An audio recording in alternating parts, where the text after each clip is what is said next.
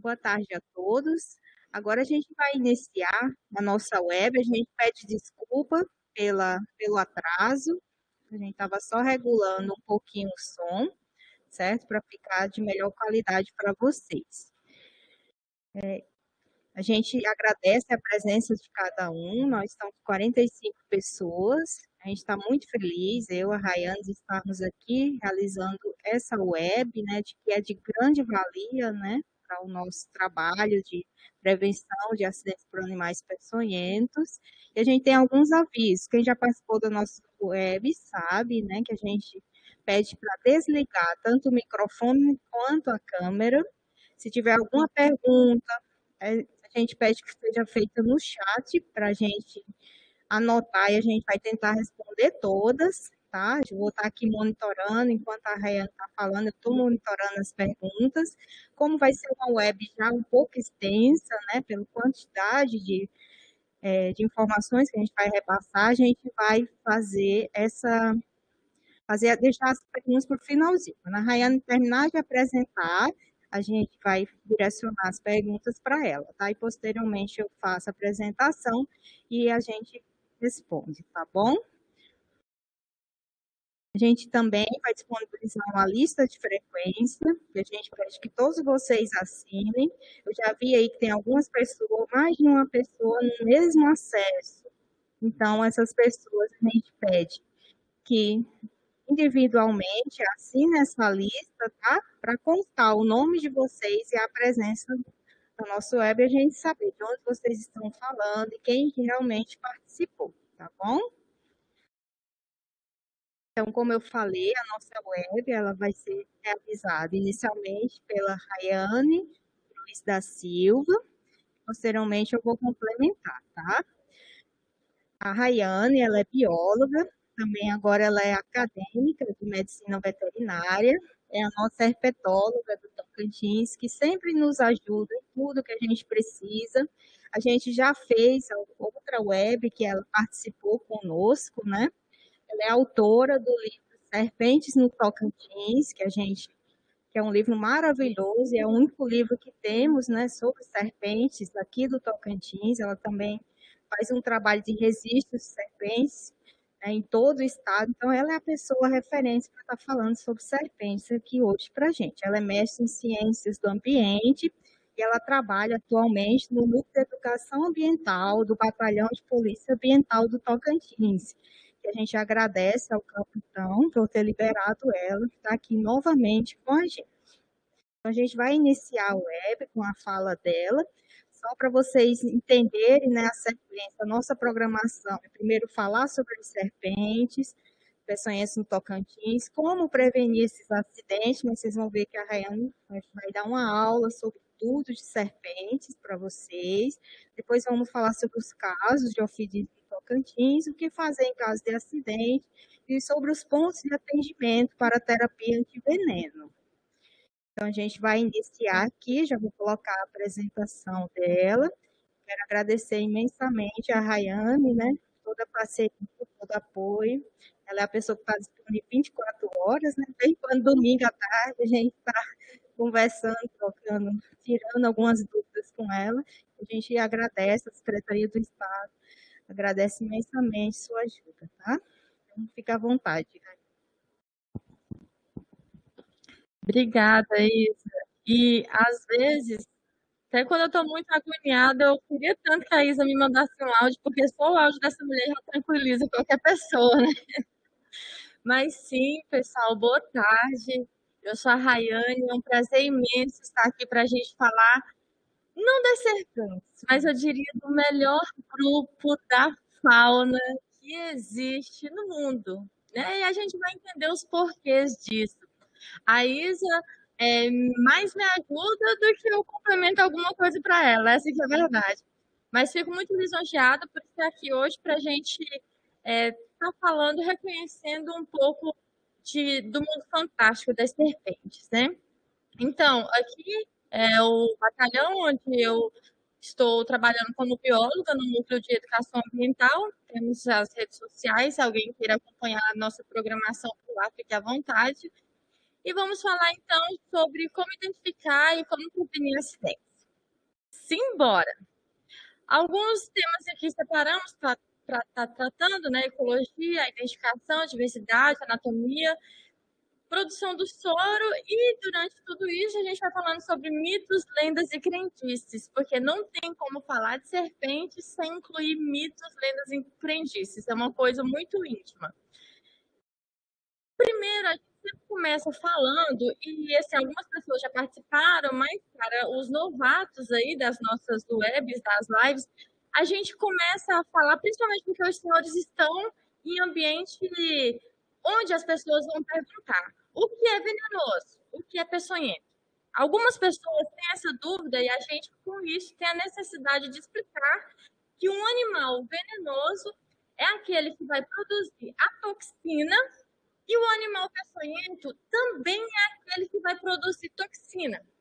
Isso quer dizer que, do ponto de vista fisiológico, os dois possuem mecanismos, possuem substâncias para estar paralisando um possível predador ou a sua presa. O ponto de vista fisiológico é esse.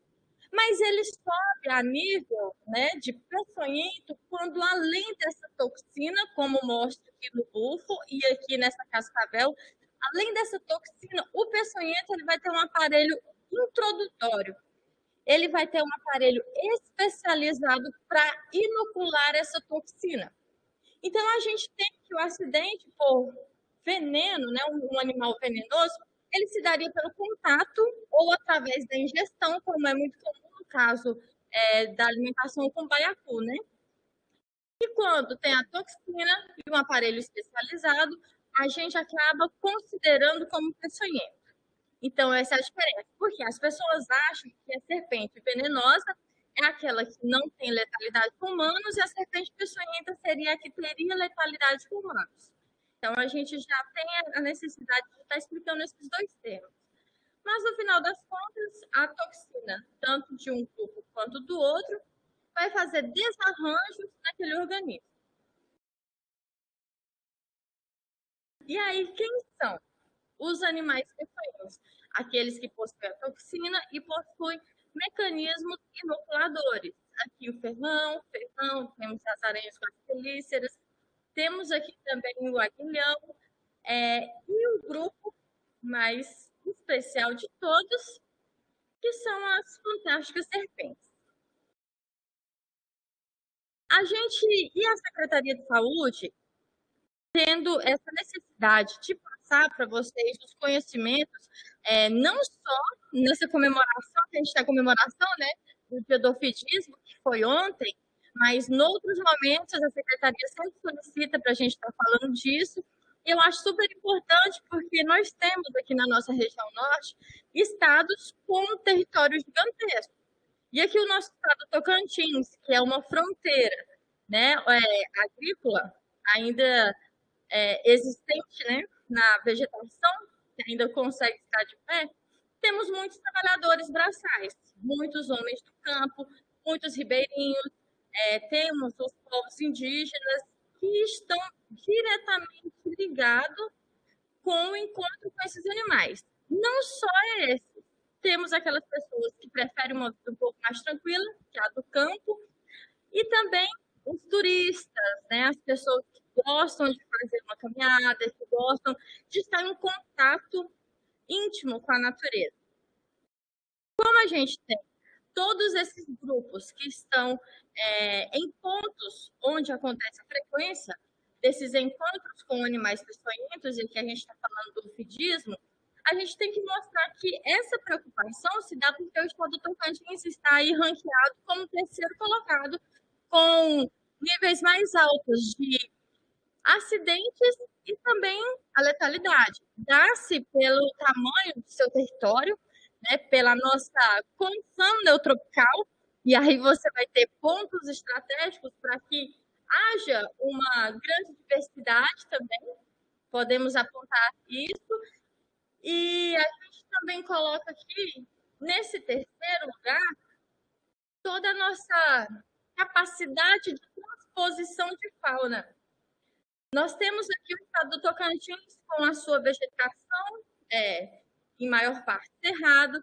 Nós temos semiárido no leste, nós temos regiões aqui alagadas, que são planícies nossas alagadas ali do Vale do Araguaia, e a gente tem aqui 29 municípios, preferencialmente, ou então, preferencialmente não, totalmente, que eu quero dizer, ou parcialmente com vegetação amazônica. Isso nos dá uma alta diversidade. E aí, talvez também isso influencie na quantidade de acidentes que a gente tem aqui no nosso estado. Vamos ver como que a doutora Isa, né, vai nos falar sobre isso. Então, esse território grande, essa condição de vegetação em mosaico faz com que a gente tenha aqui no estado do Tocantins uma representação de 112 espécies de serpentes.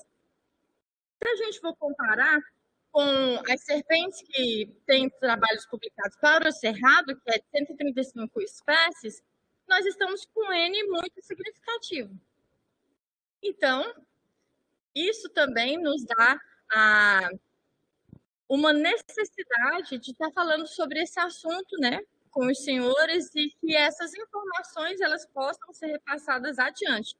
No Brasil, nós temos 446 espécies, mas se for, dependendo da literatura, considerar subespécie como espécie plena, esse número aqui ele vai aumentar um pouquinho ou vai reduzir, depende de como a gente está seguindo.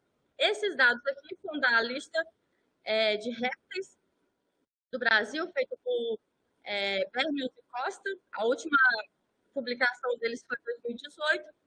E esse aqui foi o dado do mestrado no estudo que a gente conseguiu catalogar 112 espécies para o nosso querido Tocantins.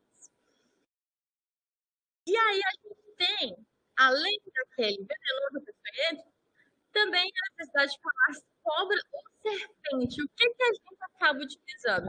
Esse aqui, muita gente acha que está relacionado com as serpentes não peçonhentas. E esse aqui com as peçonhentas. Mas não é bem assim. A gente tem um acostumamento, se é que pode se dizer dessa forma, mas a gente tem a palavra cubra entrando aqui no nosso país pelos portugueses, a gente tem pelos desbravadores, né, que vieram para cá, com um gênero, com um grupo chamado lá no seu país de origem, cubra. Quando chega ao Brasil, eles vão chamando qualquer ser rastejante cubra e ficou cobra. Mas aí a gente utiliza na parte científica serpente porque é o nome que se dá à subordem, que é a subordem serpente. Então, falar cobra ou cubra não estaria relacionado a um animal peçonhento ou não, e sim uma linguagem popular e uma linguagem científica.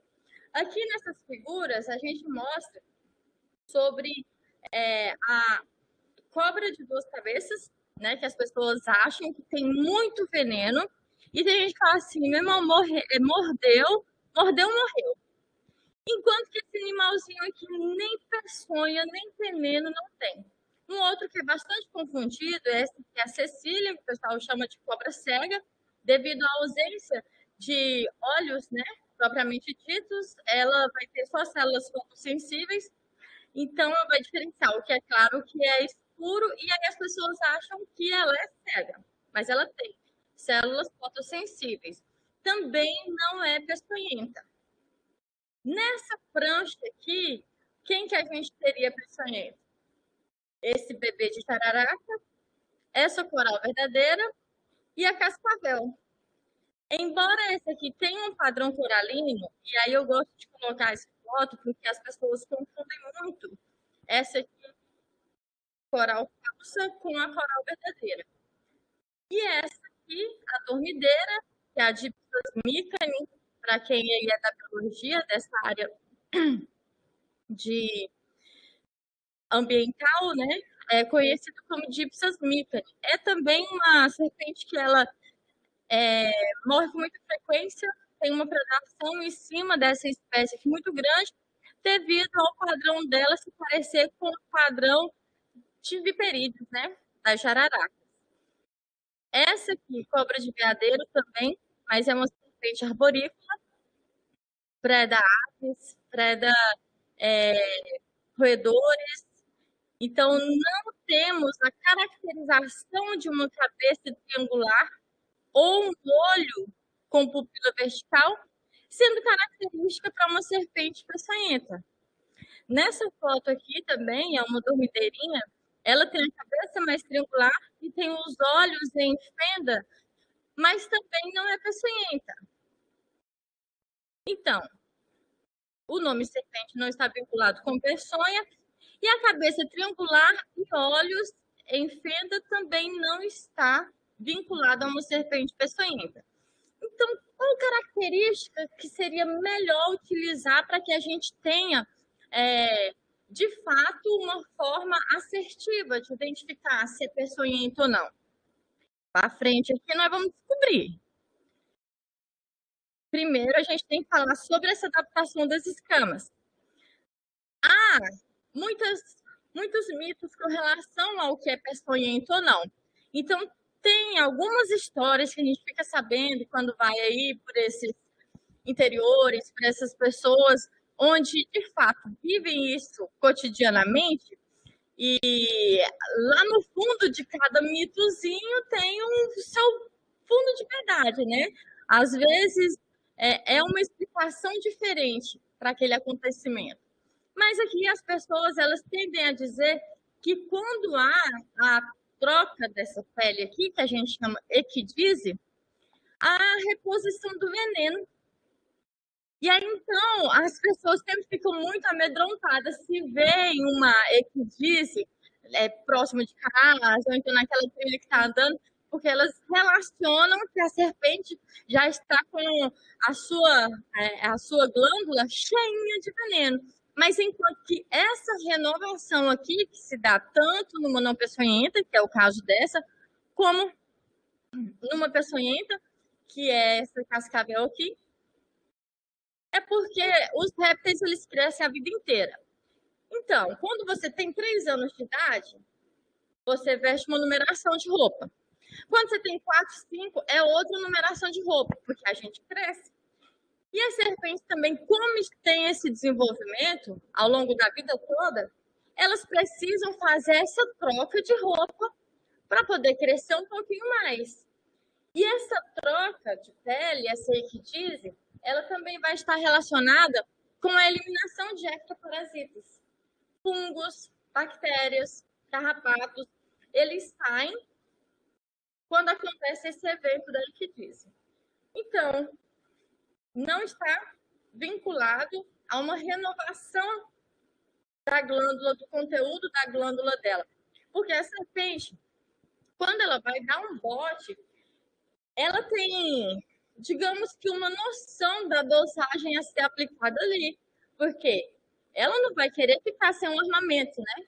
Então, ela dá o bote, volta, e se preciso for, ela vai dar outro bote, com capacidade de ainda ter veneno naquela glândula.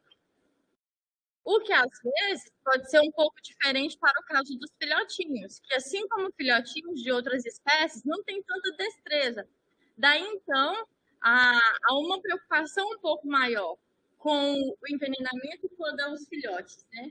Porque, além da mudança na composição das proteínas do veneno entre filhote e adulto, há também uma quantidade que pode ser um pouco acima do que o necessário para aquele quadro ali de envenenamento daquele possível predador ou daquela presa. Pois bem, eles estarão com um pouquinho aqui, mais ou menos nesse espaço aqui está a glândula, e a gente sabe que não é tudo que se aplica, porque até mesmo quando vai fazer a extração, tem que fazer muito esforço para esvaziar a glândula. Então, a gente sabe que essa ação de colocar os dentinhos lá e voltar não vai ser suficiente para esvaziar toda a glândula numa única picada ou numa única mordida. Por isso, então, que se houver um manuseio, claro que sem necessidade, porque quando a pessoa está num ambiente e tem uma serpente, a gente só precisa deixar ela fazer o que ela estava fazendo. É a melhor forma de a gente não ser parte de índices de acidentes ofídicos. Isso porque você também pegar, maltratar, apanhar, perseguir, entre outros, né, que está lá no artigo 29 da nossa lei 9.605 de 98, vai ser um crime ambiental. E é passível de ações civis, administrativas e penais. Então, você está sendo, né, facilitando para que seja um acidente ofídico, você está fazendo um crime ambiental e, possivelmente, se caso concretizar um acidente, isso eu estou falando no caso da pessoa molestar, pegar sem necessidade alguma, né? E se esse acidente ocorrer, a gente vai acabar retirando do SUS, retirando das unidades, um profissional que poderia estar atendendo uma outra pessoa, você vai tirar uma ampola ou mais ampolas, né? Já que a gente viu que o acidente, ele, com uma picada, uma quantidade, se picar 2, 3 vezes, vai inocular mais veneno e possivelmente esse acidente poderá agravar. Então, o cuidado com não tocar os animais, além do respeito que a gente tem que ter para com eles, é pensando em todas as consequências que isso vai gerar. Financeira para o Estado, para a União, fisiológica para o seu organismo, e também está atrapalhando a unidade de saúde, ocupando leito, ocupando profissionais que deveriam estar assistindo pessoas que realmente tiveram um acidente. Então, a nossa parte de educadores ambientais é sempre ver pelo menos 3 pilares, né? Explicar para as pessoas o porquê não tocar, né? Até porque saber como ser peçonhento ou se não exige um pouco de critério. E a gente vai se acostumando, se adaptando a ver o animal e enxergar aquelas estruturas que a gente precisa ver realmente. Então, esse é um cuidado muito, eu acho que, na verdade, muito preciso, né? De nós com esses grupos de animais. Com relação ao olfato das serpentes, elas utilizam essa entrada das narinas apenas para passagem de ar. Toda a parte de identificar cheiros, de identificar onde está uma presa ou um possível predador, está quando coloca a língua para fora e coloca para dentro. Aí as pessoas falam assim, então se ela está colocando a língua para fora, para dentro, ela já está perdida ao bote. Não, ela está se ambientalizando. O que isso quer dizer? Que quando ela coloca a língua bífida para fora, ela está captando todas as partículas odoríferas que estão presentes no ar. Essa língua bífida, quando retraída, vem para esses 2 orifícios aqui no palato e cada pontinha entra num deles e encaminha aqui para o cérebro todas essas informações que estão externas. Então, aqui não é que ela vai dar o bote, ela está reconhecendo o terreno. Mais adaptações com relação aos olhos que eu falei naquele slide anterior, que ia explicar nesse aqui, sobre as fendas verticais e cabeça triangular. Cabeça mais triangular, aqui tem, só que como é tudo escuro, a gente não consegue identificar. Não está relacionada, de fato, com serpentes peçonhentas. Aprendemos que cabeça triangular, pupila em fenda, escamas irregulares no topo da cabeça, cauda que afina bruscamente, são características das serpentes peçonhentas.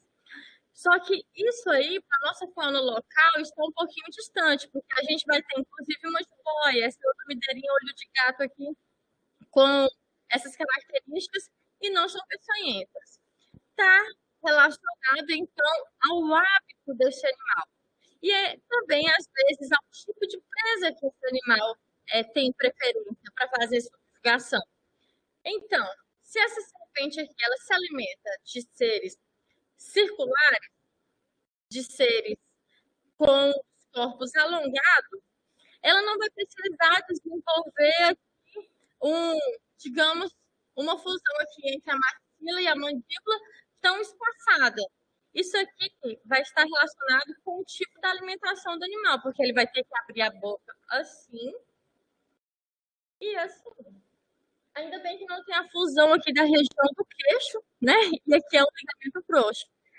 Mas se a serpente não tiver isso aqui bastante espalhado, bastante, digamos, feito para essa altura, ela não vai conseguir. Então, a cabeça triangular, ela está relacionada com esse tipo de alimentação também, possibilitando maior amplitude. E o olhinho fenda, se vai ser diurno ou noturno. A gente identifica que esse aqui é um animal noturno, a gente identifica que esse aqui é um animal diurno. Então, vai nos explicar isso. Como raio, então, que eu vou conseguir identificar uma serpente peçonhenta? A gente pode começar falando, então, das focetas. Para todos os grupos, é a foceta que vai me indicar se é peçonhenta ou não? Não. Nós temos 2 famílias de serpentes peçonhentas no Brasil, dentre as 10 famílias existentes. No estado do Tocantins, nós temos 9 famílias, das 10 que ocorrem no Brasil. Pois bem, vou voltar lá no outro slide. A família, vamos pela ordem evolutiva. Então, a gente começa com as corais. As corais verdadeiras não terão focetas. Porque essa foceta loreal, que é esse orifício aqui, é um canalzinho, um buraquinho que fica entre o olho e a narina, ele é um buraquinho que está na escama loreal, por isso esse nome. Então, se a coral verdadeira, ela vai ter que pré-ocular e pós-nasal e não tem a escama loreal, não tem como ela ter a foceta loreal. Então, a característica das focetas não servirá para o grupo das corais verdadeiras.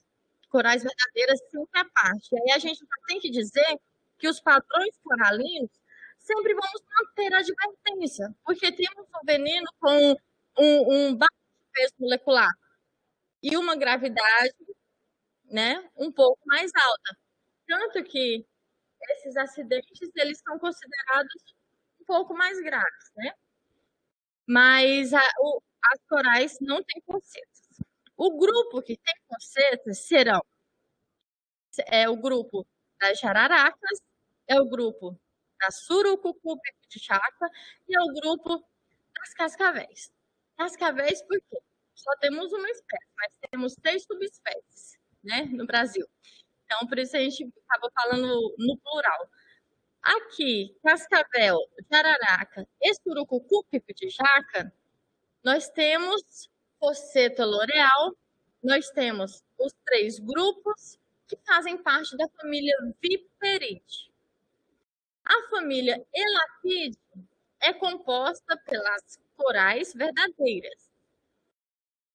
Coral verdadeira e coral falsa. Coral verdadeira, ela vai ter a peçonha, coral falsa não tem peçonha que cause letalidade, não tem veneno que cause letalidade para o humano. Pelo menos até agora a gente nunca teve nenhuma notificação, nenhum registro, né? Isso aqui é família Elapidae. Esses 3 grupos aqui é família Viperidae. E na família Viperidae, a gente vai ter foceta loreal. E esse buraquinho aqui vai fazer com que a serpente identifique com 99,9% de chances de acerto o que é a temperatura de um animal de sangue quente e a temperatura do ambiente. Por isso os botes são tão certeiros, ao auxílio dessa estrutura aqui, que é um órgão termorreceptor. Quando a gente fala em foceta loreal, a gente fala de um único orifício de cada lado. Dá licença. Aqui e aqui. Um só, entre o olho e a narina. Um buraquinho. Quando se olha as serpentes de frente, tem alguns lugares que acabam identificando como serpente 4 costas, serpente 4 ventas, porque dá a impressão de que tem 4 buraquinhos, que tem 4 narinas. Quando a gente fala nas focetas, é só foceta loreal. Porque temos um grupo basal, que é o grupo dos boídeos. Quem que é o grupo dos boídeos? Sucuri, jiboia, a salamanta, aquela cobra de veadeiro que estava nesse cantinho aqui. Esse grupo se alimenta, as que vivem preferencialmente de forma arborícola, se alimentam de aves. Então, se ela não tiver uma forma mais eficiente de fazer a captação dessas aves, ela vai ter um gasto energético desnecessário. Então, nada mais justo do que ela desenvolver várias focetas para identificar onde está aquela presa. No solo, vejamos que é um pouco mais fácil de ter essa locomoção do que numa árvore. Se ela perdeu aquela chance, ainda mais que tem espécie que pode ficar até um mês sem se alimentar, né? Se ela perdeu a chance, não passou ali mais outro bicho, ela não conseguiu capturar só daqui mais um tempo. Então, essa estrutura aqui faz também essa diferenciação do calor do animal para o calor do ambiente, ajudando, né, auxiliando a serpente numa captura mais efetiva da sua presa, a subjugação de sua presa. Quando a gente vai falar sobre as corais verdadeiras, e dizendo também sempre para manter advertência, já que o padrão coralino ele é um pouco meio complicadinho para a gente explicar em curto tempo, né? Isso porque, digamos que se haja uma interpretação assim que vai acontecer naquele momento do encontro diferente do que foi dito, a gente se coloca na condição de que, poxa, você fortificou ali um acontecimento de um acidente, né? Então, assim, a gente vê as cores vibrantes na natureza e sempre pensa mesmo na forma de advertência. Os animais fazem isso com a gente o tempo todo. Essas cores mais vibrantes, aqui o amarelo, o vermelho, está querendo dizer pare, fique atento. Assim como há no semáforo, se você não vê um verde dizendo para você parar. O verde está ali, agora o vermelho, o laranja, atenção, o vermelho é pare. Então, essas cores mais vibrantes da natureza também têm essa colocação de nos dar advertência. E o melhor para nós é, até porque, assim, como a gente sabe dessa dificuldade, né, com relação ao ponto que você está, às vezes, muito distante de um centro onde tem, às vezes, tem um senhorzinho ali que não tem um carro para se locomover, precisa de uma ajuda um pouco mais distante, a gente sempre diz que padrão coralino sempre tem que se manter em advertência. São vários os padrões. No estado do Tocantins, nós temos 6 espécies de corais verdadeiros e nós temos mais que 30 espécies a nível de Brasil. Vou mostrar uma prancha para vocês, vocês vão entender melhor. E as serpentes, elas não sinalizam para a gente só nas colorações temáticas, não. Essas colorações mais vibrantes, a gente chama de coloração apossemática. É advertência mesmo. Só que tem outros mecanismos de defesa das serpentes peçonhentas e também das serpentes não peçonhentas. Parecer-se maior vai fazer com que alguns possíveis predadores menores se mantenham em alerta ou então falar, poxa, esse aqui não vai passar na minha goela de jeito nenhum. Os animais também tendem a pensar nisso. Então, um futuro predador desse aqui, a serpente escancarando a boca, ela está mostrando, está tentando falar para ele, eu sou perigoso. E olha aqui, ó, eu sou bem maior do que você consegue engolir. Então, ela já mostra para o outro o ponto negativo de se fazer aquela subjugação ali. Então, não precisa ficar com medo, principalmente aqui no caso da caninana, que o pessoal diz que é aquela que dá lapada, e dependendo da coragem da pessoa, que faz a pessoa viver ali. Essa lenda, esse mito e essa crendice é muito interessante, porque assim, eu sempre coloco que a pessoa não tem coragem de dizer de fato o que aconteceu no mato, né? Viu a serpente, se embrenhou todo na tiririca, foi correndo para lá, bateu na quebra-canga, nos galhos secos, aí ficou com vergonha de dizer que estava com medo da serpente e disse que ela ficou dando lapada, né? Mas esse fato da serpente fazer assim é um modo de falar para a pessoa da forma auditiva que ali tem um possível perigo. Quando a serpente bate assim a cauda de forma repetida e as pessoas acham que será uma lapada, é uma forma também dela fazer captação de anfíbios na beira do brejo. Quando ela bate assim, o anfíbio pula e ela consegue sentir onde ele está. E quando ela bate a cauda assim, ela está fazendo algo muito instintivo, que os répteis, muitas serpentes têm, porque só tem um cérebro primitivo, né? Que é movimentos repetitivos. Então, a serpente vai ter medo, por isso, desculpa, e muitas vezes elas fogem, né? Antes que a gente as perceba, elas terão vontade de se reproduzir, vai fazer a procura dos parceiros sexuais nesse momento reprodutivo, ela vai ter fome e vai ter movimentos repetitivos que vai estar relacionado só com esse cérebro primitivo. A capacidade de raciocínio, de pensar, de julgar, de entender é genuinamente humana. Então, se você quer o racional da situação, olhar e se distanciar daquele medo iminente, porque a serpente é, né, digamos assim, com relação ao intelecto, mais primitivo que os primatas, que os mamíferos, primatas e os humanos. Então, a gente consegue só perceber que você não mexendo no animal vai ficar tudo tranquilo. Viu, gente? Mas também tem aqueles casos que a pessoa não enxerga de jeito nenhum e acaba tendo realmente um acidente. A gente não está falando disso. Mas podemos ter ações que vai nos distanciar disso. Como que seria? Andando calçado, no mato, no ambiente natural, porque ali é a casa das serpentes e dos outros animais também. Quando você anda calçado, você reduz muito a chance de acidente nessa parte, principalmente da canela para baixo.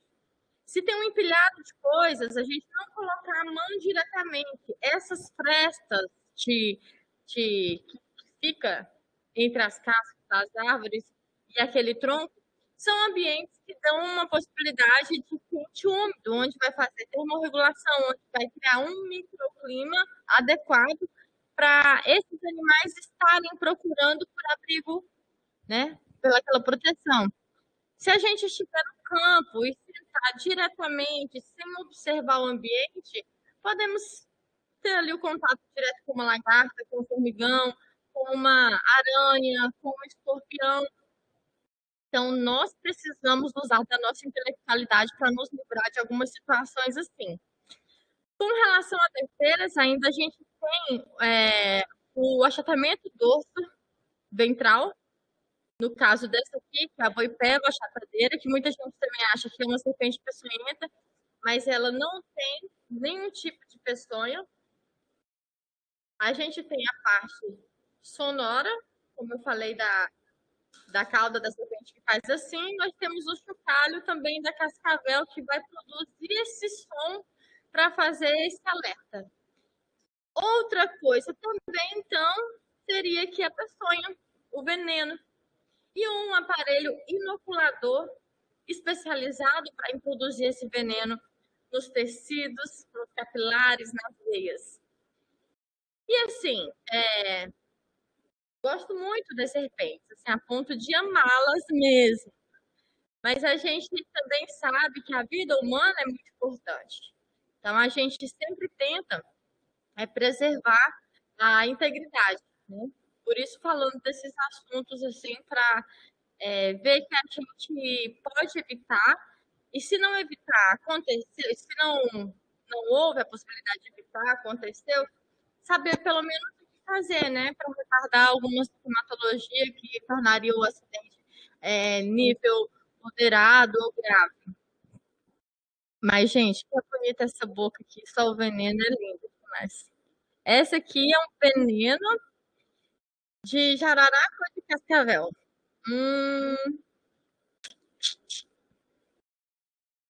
Tô pensando. Pensaram? O veneno da jararaca vai ter essa coloração mais amarelada aqui, devido às propriedades. O veneno da cascavel é aquele mais translúcido. Então, houve o veneno. Você nem viu qual serpente. Teve a oportunidade de ver a cor do veneno? Aqui, ó. É translúcido da jararaca. Esse aqui é a cascavel, da jararaca é mais amarelado. Só que aí tem uma subespécie de cascavel, que é a ruruíma, que o veneno dela, se eu não me engano, é a ruruíma. Ele é amarelado, ele tem propriedades bastante parecidas com o venenamento de jararaca. É a única diferença.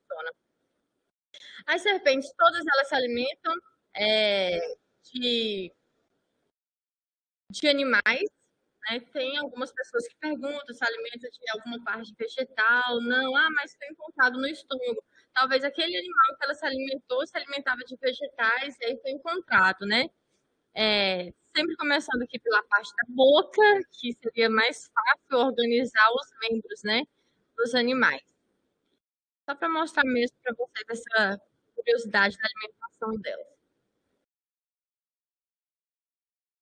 Os grupos que causam maiores acidentes, aqui, de cima para baixo, as jararacas, cascavel, surucucu, coral. A gente tem que pensar por que esse número é tão maior, né? Com relação à diversidade, jararaca nós temos muito mais espécies do que as cascavéis. Então, daí já a gente pode perceber que isso é uma vantagem. Uma vantagem e é o que vai favorecer esse número maior de acidentes. As cascavéis é uma única espécie, com 6 subespécies, tem pontos, tem estados que nem existem. E aqui, com relação ao tamanho, cascavéis são muito mais robustas que a jararaca, desde o nascimento. Bebezinhos de cascavel são bem troncudinhos, de jararaca já são mais delgados. E com isso, eles conferem mais agilidade. Se você tem uma coisinha pequena e mais ágil, possivelmente essas características vai favorecer para que haja mais acidente. Porque se ela é mais ágil, ela vai dar mais corte. Foi o que a gente, assim, eu já percebi enquanto estava em laboratório, que se for colocar de maneira comportamental, aqui nós teríamos um animal um pouco mais agressivo do que aqui. A cascavel robusta, ela é mais assim, paz e amor, né? Aquela coisa. Embora, com relação à letalidade, seja um número pequeno de acidentes, mas em comparação à jararaca, causa, né? Vamos saber, a surucucu, os picos de jaca, existem em ambientes florestados. A gente vai ter Mata Atlântica e a gente vai ter Floresta Amazônica. É um animal muito grande, então consegue ser visualizado de longe. Talvez, aqui, ó, tem até aqui a distribuição geográfica. Amazônia, e aqui nós temos a Mata Atlântica, né? O que restou do resto dela está simbolizado aí nesse litoral, nosso Atlântico. Mas aqui a surucucu, por ser um animal de porte muito grande, pode ser que isso seja, e também uma única espécie, isso causa menor de acidente, né? E quando eu falo porte grande, gente, é porte mesmo de um bote que atingir aqui a região da cintura. Porque é um animal que faz 2 S, faz esse S e faz esse segundo S. Quando esses dois se desprendem, traz o resto do corpo. Então, ela consegue ter um alcance maior. Aqui no estado do Tocantins, teve um registro de um atropelado no município de Axixá do Tocantins. Está, inclusive, lá na UBRA, na coleção da UBRA. Então, foi a partir desses registros, tanto de atropelamentos como artigos que são confrontantes com a nossa fauna aqui, dados em loco, ecologia de estradas, onde a gente vai encontrar os bichinhos ali que infelizmente morreram. Através disso, a gente consegue identificar. E também do que as pessoas mandam para nós, né? Para auxiliar na identificação. São dados importantes. Qualquer dado é válido para que a gente faça ou tente fazer a ciência, né? Então, e a coral verdadeira é menor ainda, é um bicho que não dá bote, né? Ela é muito cilíndrica para isso. Quando a gente fala muito cilíndrica, a gente começa a linkar as coisas, né? Se um animal é cilíndrico, então a tendência dele de ser fossorial é muito maior. Porque se eu sou um tubinho, isso melhora na minha ação de escavação. Muito melhor do que um corpo desse aqui. Outra coisa que fortalece para a gente ver que é um animal fossorial, os olhos são diminutos. Então, se eu vivo a maior parte da minha vida no solo, eu não preciso gastar energia em desempenhar órgãos, desempenhar qualquer coisa que eu não vá ter a necessidade, que eu não vá utilizar. Então, os corpos, a maneira como o bicho se comporta, vai dizer muito sobre o hábito desse animal. Jararaca, cascavel e surucucu, relembrando a caixa da família Viperide. Com relação à cauda, nós temos jararaca, cauda lisa, cascavel com chocalho, surucucu, bico de characa, cauda com as escamas eriçadas. E aqui, quando eu falo desses gominhos, aqui, com relação à finalização da cauda. Uma cauda jararaca lisa, cascavel com os gominhos, né, o chocalho, surucucu, pico de jaca com as escamas eriçadas. Então, nós temos o grupo viperídeo sendo caracterizado pela posição, a disposição final das escamas. Mas aqui a gente tem que entender que os gominhos do chocalho não quer dizer cada ano do animal. Às vezes pode chegar uma serpente, e não ter o guiso, por exemplo, porque ele já cresceu tanto que ao passar por algum galho, passar por alguma rocha, ele vai se enganchar e esse animal acaba perdendo essa ponta da cauda.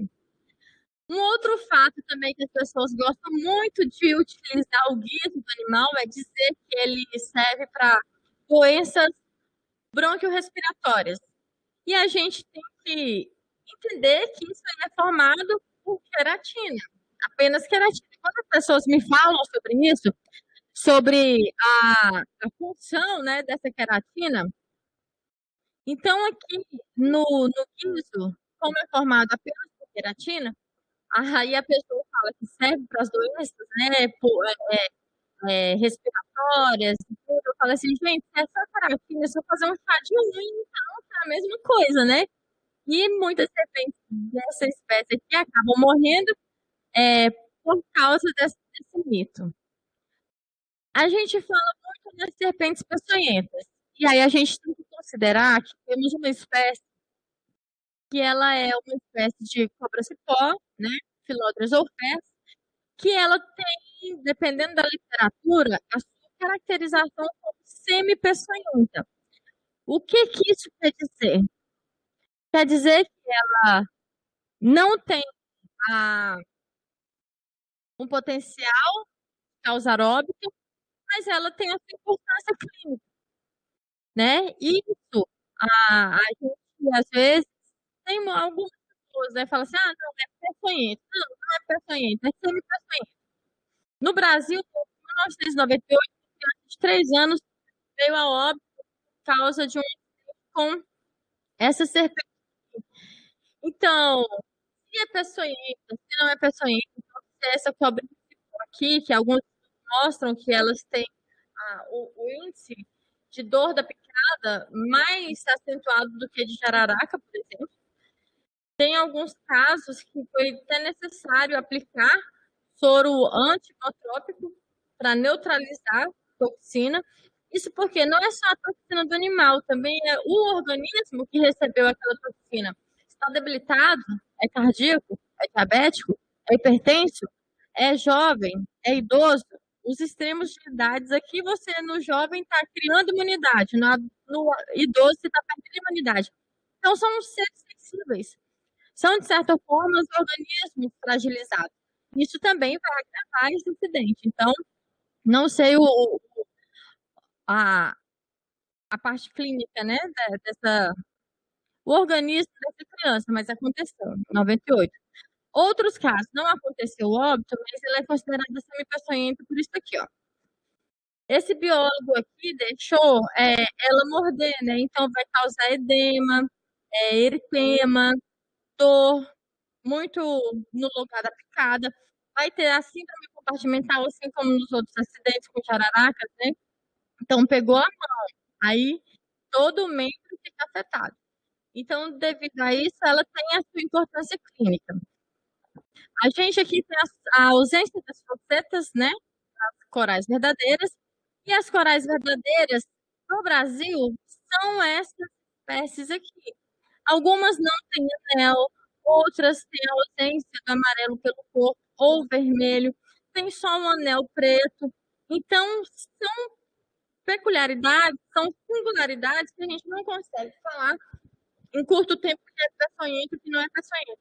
Então, consegue advertir, olha, padrão coralino, vamos manter sempre a nossa integridade, não tocando no animal, principalmente porque os acidentes eles acontecem nessas partes moles aqui entre os dedos, e aí a gente vai, só de você não tocar, você já se coloca em 80% de chance de não ter um acidente com uma coral verdadeira, né?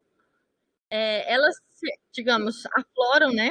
Saem do subsolo com uma frequência mais baixa, não dão botes. Então, assim, com relação aos acidentes, é o que a pessoa é quase que ganhar, desculpa o termo, mas ter um acidente com uma coral é quase que ganhar numa loteria. É difícil, mas quando tem é grave. Então, são muitas espécies, as espécies amazônicas e extremo oeste amazônico são bem mais diferentonas. Aqui no estado do Tocantins, nós temos 6 espécies, tá no mais pra frente. Mas olha, uma coral verdadeira, uma coral falsa. Coral verdadeira, coral falsa. Ter aquela informação de que a barriga mais clara vai ser a falsa, nós temos aqui algo confrontando, dizendo que não, que essa aqui tem uma barriguinha que não dá para ver ser clara, no entanto, essa aqui é falsa. Essa aqui, que é a Micrurus coralinos, e essa aqui é Erythrolanthus culapi, ela mimetiza super bem a coral verdadeira. Ser laranja também não quer dizer que não é uma serpente peçonhenta, que o pessoal acha que o vermelho é que é da peçonhenta. Essa aqui tem um tom mais laranja e é a verdadeira.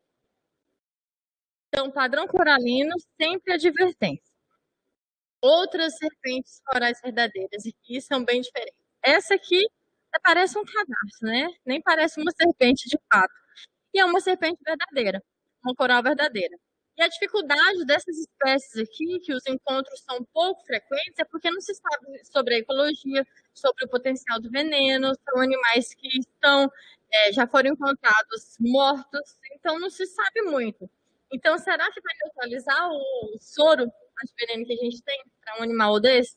Esse grupo aqui é o grupo das Leptomicrurus, são as corais verdadeiras. A família Lapide é composta por 2 gêneros, Micrurus e Leptomicrurus. As Leptomicrurus são 3 espécies que a gente tem aqui no Brasil. E elas são bem assim, diferentonas mesmo. Parece uma família basal, daquelas cobrinhas cegas, vou chamar. O veneno dos filhotes, ele vai ter um pouquinho de diferença. A gente coloca sempre essa figura aqui do bebezinho com a caudinha mais clara, com essa aqui de uma serpente adulta, para mostrar que no estado do Tocantins a gente tem uma dificuldade com relação aos nomes populares, assim como que em outros lugares também. Mas quando a gente fala, gente, de malha de cascavel, e já até aconteceu um erro com relação à administração, porque esse nome aqui, malha de cascavel, a pessoa, opa, aplicar o anticrotálico. Eu aprendi isso, que para cascavel é o anticrotálico, mas o nome popular, ele vem a partir da experiência visual que as pessoas têm sobre aquele animal. Então, se ela tem uma malha que se parece de cascavel, mas não tem o chocalho, ela seria uma pseudo-cascavel. Então, vem com isso aqui, malha de cascavel. Se a serpente, ela tem uma caudinha aqui mais clara, vem aqui o nome rabo de osso. Mas a rabo de osso que a gente tem aqui no estado do Tocantins, com a jararaca ou a malha de cascavel, é a mesma espécie. Aqui nós temos um bebezinho que precisa fazer um engodo caudal, isso quer dizer que ele fica mexendo nessa pontinha da cauda assim, para poder atrair anfíbios. E como é um animal que caça por espreita, quando o anfíbio vem comer aqui, ele já está esperando do outro lado e acontece a subjugação da presa. A partir do momento que esse animal ele vai evoluindo, vai crescendo, a dieta muda. Então não precisa mais capturar aqui lagartos e nem anfíbios, ele passa a se alimentar de pequenos roedores. Então não há necessidade de ter essa caudinha mais clara. Até porque, do ponto que é positivo ter isso, porque atrai presas, mas nós também temos um ponto que é negativo, porque atrai predadores. As aves de rapina, daqui de cima, elas enxergam também uma possível comidinha. Então, tem o bônus e tem o ônus. Então, para não ficar desfavorável quando crescem e ficarem muito perceptíveis aos olhos, né, dos predadores, acaba modificando aqui o tom das escamas finais da cauda. Os grupos da cauda lisa, jararaca, o guiso, cascavel, e a surucucu pico de jaca, essa aqui das escamas eriçadas, que inclusive, por esse motivo de parecer aquela parte externa do fruto, é que a serpente apresenta esse nome popular. Essa parece uma unhazinha aqui no final da cauda da surucucu pico de jaca, faz com que ela bata na vegetação e produza som também. Ela bate nos galhos secos e produz som. Como a gente está no PDF, não tem como mostrar os vídeos, mas eu tenho um vídeo dela fazendo isso. A dentição das serpentes. Nós temos a dentição áglifa sem dentes inoculadores, mas ela pode vir a ser áglifa heterodonte, como no caso das achatadeiras. Aqui a boquinha de uma caninana. Quando eu falei para vocês que a língua entra, a língua bífida, é entrando por aqui, que está aqui. Nós temos a dentição opstógrafa, que é daquela lá da serpente da coral cipó, que o dente inoculador está aqui na parte posterior da maxila superior. Nós temos agora, então, proterógrafo, que é o dentinho da coral verdadeira, pequeno, fixo na parte da frente. A outra dentição vai ser a dentição solenógrafa, que ela é aqui na parte da frente, recoberta por uma bainha, e ela é móvel, né? Ela abaixa aqui, a bainha recobre, e quando ela precisa se colocar em posição para inoculação da peçonha, essa bainha sobe e pode fazer a tentativa de subjugação da presa. Proterógrafo e solinógrafo são as duas dentições, então, para serpentes peçonhentas no estado do Tocantins.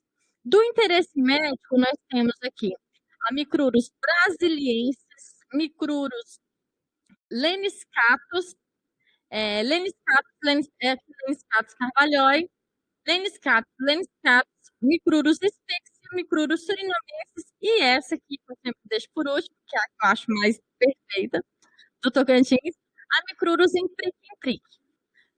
Temos 6 espécies. O que a gente precisa saber? É que a Micrurus brasiliensis, ela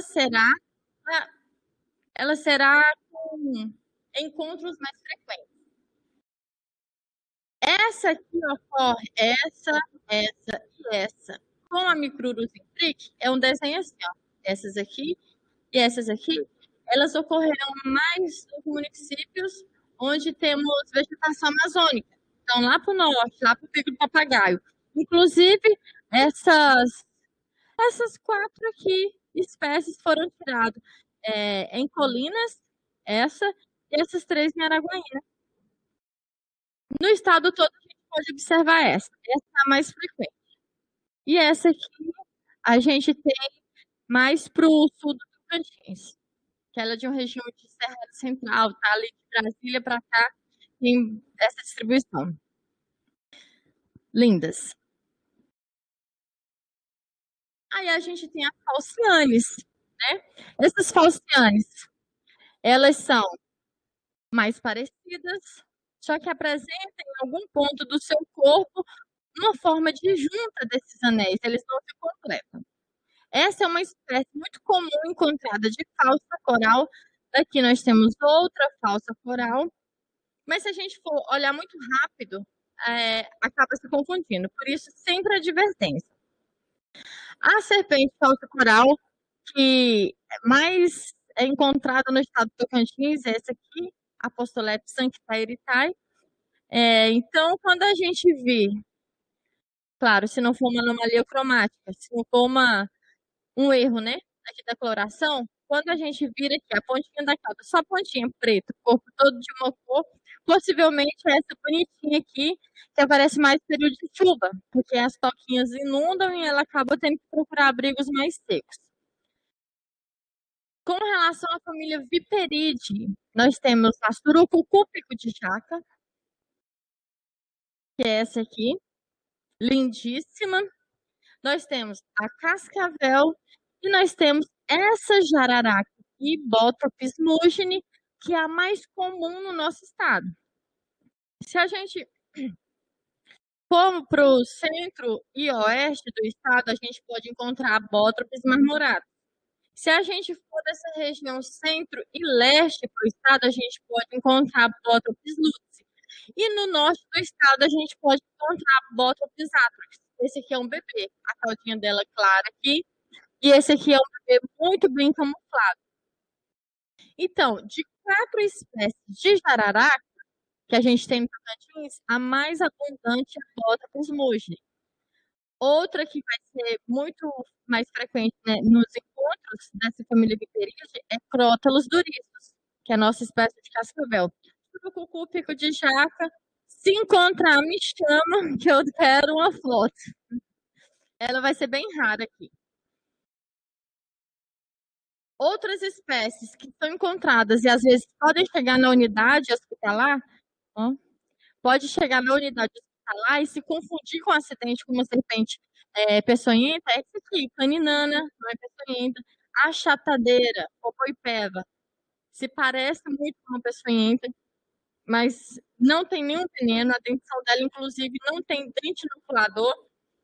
A jaracuçu do brejo, sendo essa aqui, Palusopsis bifussatus, que é uma espécie que eles têm também uma confusão com o nome popular. Chama essa de jaracuçu do brejo e chama de jararaca também de jaracuçu do brejo, porque ela fica próxima dessa região brejosa para se alimentar de anfíbios, né? Tanto uma como a outra. Mas sendo essa a espécie que se chama jaracuçu, não é peçonhenta. A papa-pinto também não é peçonhenta. E aqui, a Xenodomerme, que é a boipeba, a chatadeira, aquela da foto, né?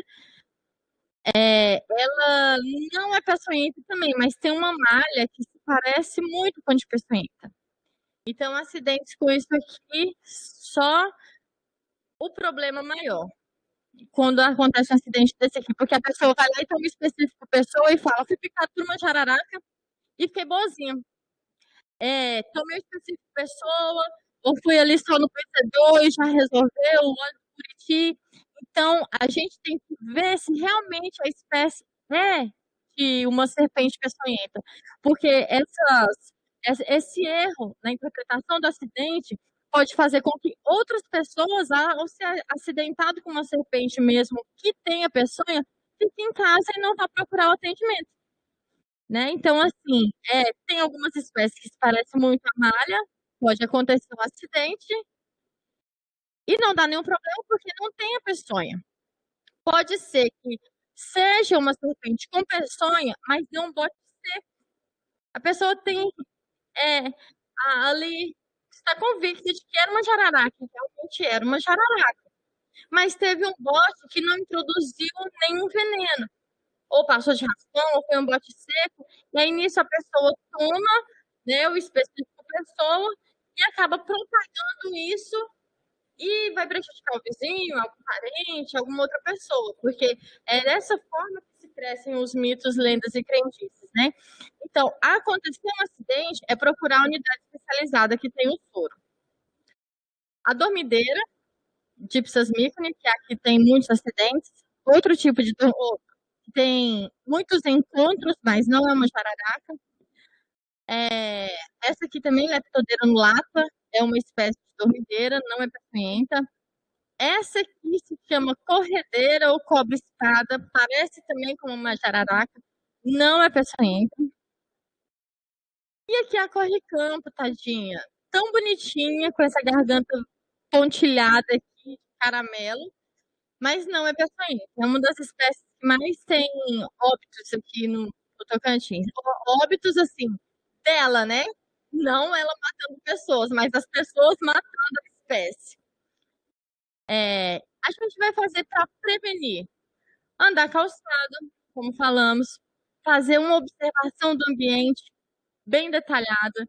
Ah, mas eu estava lá e estava muito agoniado para me divertir, para ter meu momento de lazer. Mas a gente tem que pensar que 5 minutinhos, 10 minutinhos de observação vai promover mais momento de lazer do que se a pessoa sentar de uma vez sem olhar, colocar a mão em qualquer canto. Porque aí isso não vai só reduzir o tempo de lazer, vai acabar com o semana inteiro, com todo aquele momento ali que estava acampado. Não remover folhas, madeiras, qualquer material empilhado diretamente com as mãos, porque ali serão pontos onde possivelmente os animais podem estar abrigados. Ter atenção ao calçar as botas. Foi tomar um banho lá no rio, deixou a bota, deixou uma gandola, a roupa pendurada. Ao pegar, sacudir. A gente vai fazendo isso e acaba se tornando um hábito, porque isso vai nos distanciar de ter índice de acidentes ofídicos. Sempre ao acampar, ou você está numa chácara, numa roça, qualquer coisa, eu vou ali, por mais que seja rapidinho, gente, é sempre, a utilização de um luz, uma lanterna, uma vela, qualquer coisa assim, que vai te dar a possibilidade de ver, né, um animal peçonhento, porque à noite é o horário de maior atividade dos animais peçonhentos. Por quê? O período também que tem mais presas desses animais peçonhentos. Então, eles vão à procura da sua alimentação. Por mais que seja rapidinho, é imprescindível a utilização de lanternas, uma vela, uma lamparina, um lampião, qualquer coisa que nos dê claridade para enxergar o que está à nossa frente. A gente precisa saber que como lidar, como coexistir com essas espécies, porque são importantes. Até para pensar que preservar algo assim que a gente conhece, que alguém morreu por causa de uma picada de serpente, ou que alguém está com a perna necrosada, que alguém teve alguma deformação, né, na sua mão, ou teve que passar por uma amputação por causa de uma serpente. Então, fica meio distante mesmo esse sentimento de preservar, de ter o cuidado de conhecer. A gente entende, e por isso que a gente trabalha dessa forma de dessensibilizar sistematicamente. Fazer com que a gente entenda a necessidade delas para a gente entender o porquê preservar. Elas fazem parte das relações tróficas, elas fazem parte do controle de populações pragas. Então, ora é presa, ora é predador. Isso aí para fazer com que aconteça o equilíbrio dinâmico da natureza. Isso é muito importante, porque preservar essa condição é estar cuidando da nossa própria existência. Sabemos disso. Outra coisa que é muito importante a gente saber para a preservação é o potencial para a indústria farmacêutica que esses animais possuem. A gente tem o captopril, que é uma medicação bastante utilizada que movimenta a casa dos bilhões por ano no mundo todo, que salva a vida de milhares de pessoas, e é uma pesquisa, é um medicamento feito com veneno de jararaca. Temos um selante de fibrina que está sendo estudado também, que vai facilitar a vida das pessoas que têm alguns problemas com cicatrização. Através do veneno da cascavel, está fazendo Uma medicação também está fazendo testes, né, para poder se ligar às células cancerígenas do melanoma, que é o câncer o câncer de pele que mais mata, né? E o analgésico 600 vezes mais potente que a morfina, que não causa dependências e nem efeitos colaterais, através do veneno da cascavel. Então, a gente tem a importância ecológica, temos a importância farmacêutica e temos a nossa lei que diz que a pena vai ser de detenção de 6 meses a 1 ano e multa. E essa multa, se a espécie for ameaçada, vai ter um valor, se está numa unidade de conservação, se está no entorno de uma unidade de conservação. E se é reincidente, tem outros valores, né? O decreto, ele regulamenta essa lei, o decreto 6.514. Então, a gente tem parte ecológica, parte farmacêutica e legal, dizendo: cuide das serpentes, cuide do meio ambiente. Elas estão aqui como partícipes de um todo, assim como nós, né? Nós somos donos do planeta, somos apenas um pontinho dentro desse planeta. O nosso tempo reduzido, né? Mas aqui a gente apresenta para os senhores os telefones, né, do Batalhão de Polícia Militar Ambiental, caso façam denúncias, tenham alguns animais necessitando de resgate. Telefone na Paratins, a Guarda Ambiental e o IBAMA. Os nossos contatos, esse telefone aqui é do Núcleo de Educação Ambiental e ele pode se fazer diretamente, mandar fotos para a gente fazer identificação e se precisar, assim, com muita urgência, manda lá no WhatsApp e liga, né, Isa? Porque a gente atende mais rápido. O nosso batalhão, até chegar aqui no núcleo de ambiental, temos aqui, e eu sempre gosto de falar, de repassar para as pessoas como é formado essa unidade, o nosso comandante, né, Tenente Coronel Simas, temos o Capitão Halim, que ele é o chefe desse núcleo de educação ambiental, e eu, como educadora bióloga e educadora ambiental dessa unidade especializada. E é sempre um prazer estar com os senhores. A gente sempre fala, e o nosso tempo sempre muito corrido. E estou à disposição para qualquer esclarecimento via esse WhatsApp ou e-mail. E é isso, né, Isa? Muito obrigada mais uma vez para a gente estar discutindo esse assunto, por estar discutindo esse assunto. A gente agradece a Rayane, sempre dá um show de conhecimento aqui. Tenho certeza que se tivesse mais tempo, né, Rayane, aprofundaria muito mais. A única pergunta que eu vi foi feita no meu WhatsApp, Rayane, como que consegue o seu livro? Fala aí pra gente. Esse telefone que está aqui embaixo, do Núcleo de Educação Ambiental, pode ser utilizado por ele. Ou então a Isa me passa seu contato, que eu entro em contato diretamente, né? É mais fácil, se passa pelo WhatsApp, tu tem, né? WhatsApp. Ela vai passar. Ou então o resto está tudo entendido, ou então alguma falha de áudio, que eu vi assim, as pessoas falando sem áudio, sem som, né? Não sei como que estava essa internet. Como são muitas pessoas participando, a gente fica de olho ali, mas sempre vê, pelo menos uns 3 falam, porque é muito variável conforme a internet que você tem aí no seu local, tá? Mas realmente eu não vi nenhuma pergunta, mas a Rayane está aqui, se ainda precisar de alguma, tirar alguma dúvida, né? Como ela falou também, qualquer coisa, pode mandar posteriormente no meu WhatsApp ou diretamente no celular dela. Quem precisar do livro, não quis, se quiser por meio de mim fazer um intermédio, eu também repasso esse número dela, tá? Para vocês estarem combinando que é um livro que vale muito a pena adquirir, tá? E a gente espera outras edições, né, Rayane? Tem feito um trabalho contínuo aí de Recife, Serpente, a nossa referência no estado. Com certeza vem mais coisa aí pela frente, tá? A gente vai dar continuidade, então. A gente agradece, Rayane. Eu vou passar agora para iniciar a parte que ficou da minha incumbência, falar a respeito do ofidismo no Tocantins. Eu sou assessora, tá, da Secretaria do Estado da Saúde contra os acidentes com animais peçonhentos, além de outras zoonoses. Então, hoje, como a Rayane falou, a gente está comemorando, ontem foi o Dia Internacional de Acidentes de atenção às acidentes ofídeos. Então, um dos objetivos dessa nossa web é justamente a gente conscientizar para preservar essas espécies, são extremamente importantes, mas também para a gente evitar esses acidentes, tá? Então, o ofidismo é justamente o quadro de envenenamento decorrente da inoculação das toxinas, né, com serpentes peçonhentas. Como a Rayane bem falou, nem toda serpente é peçonhenta.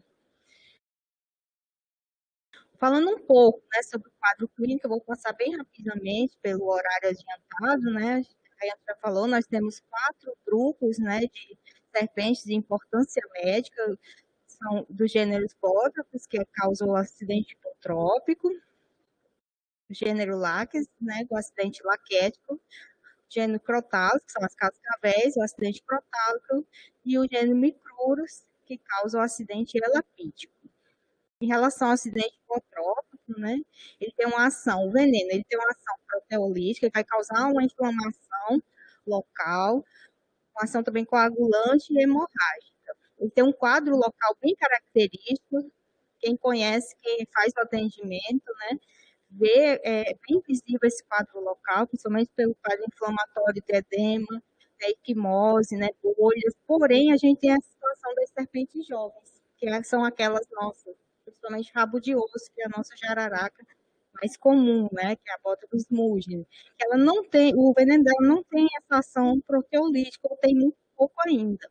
Então, assim, não tem aquele quadro local visível. Então, às vezes o médico olha, pega aquele paciente, não vê o quadro local ali, característico do acidente botrópico, aí ele pode confundir com um acidente por cascavel, outro, e principalmente por cascavel, tá bom? Mas então é importante a gente ter esse olhar em relação à ação do veneno da serpente adulta e as jovens também.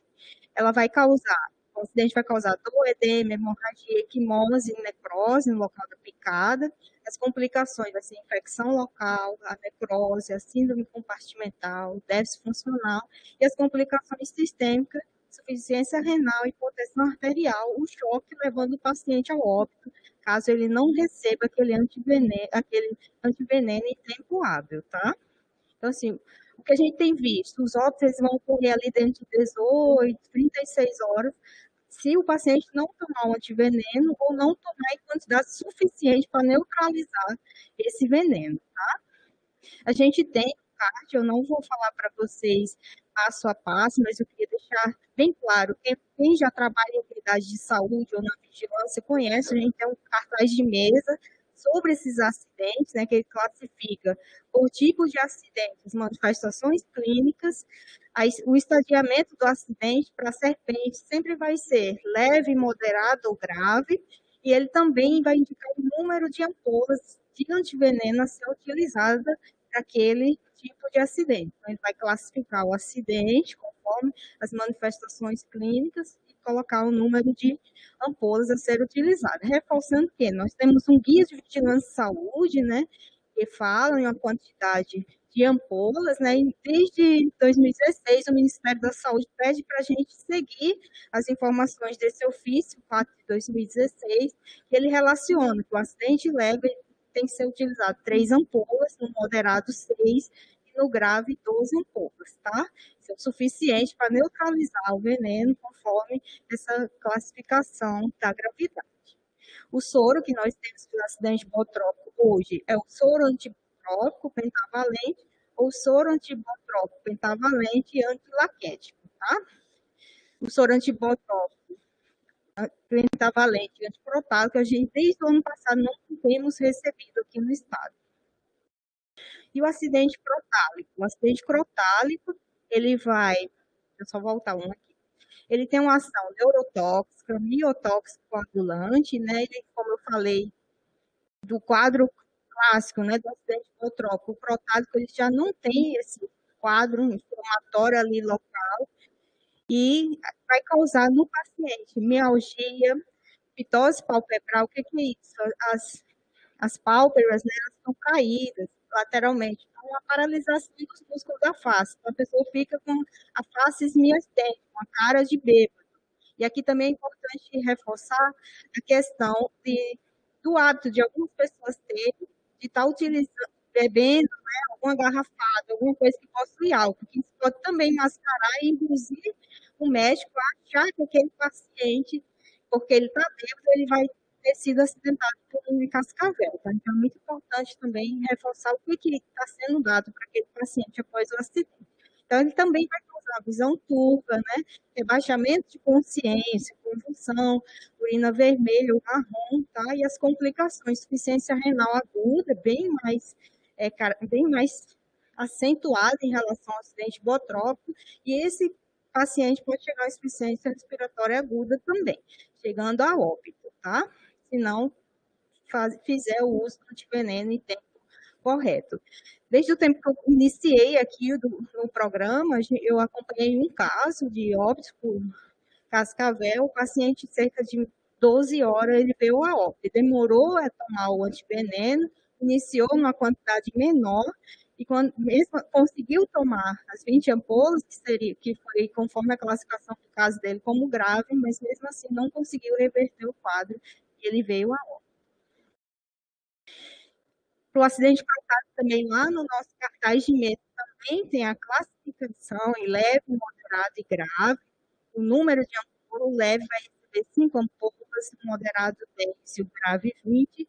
E o que temos de soro de veneno para o paciente no estado hoje é o soro antiprotálico, para tentar neutralizar esse veneno. Uma coisa que eu não falei em relação ao acidente, mas em todos os cartazes para o tipo de acidente, a gente sempre fala do acidente provável. Porque quando o paciente chega lá, não necessariamente na unidade, não necessariamente ele vai ter manifestação clínica. Então, sempre há a recomendação de que seja feita uma observação por um tempo mínimo daquela pessoa. Então, assim, às vezes ele chega lá falando que foi uma serpente peçonhenta, mas não tem manifestação clínica. Então, o ideal é o médico acompanhar ele, deixar em observação por no mínimo ali 24 horas, de uma maneira geral, para todas as serpentes, tá?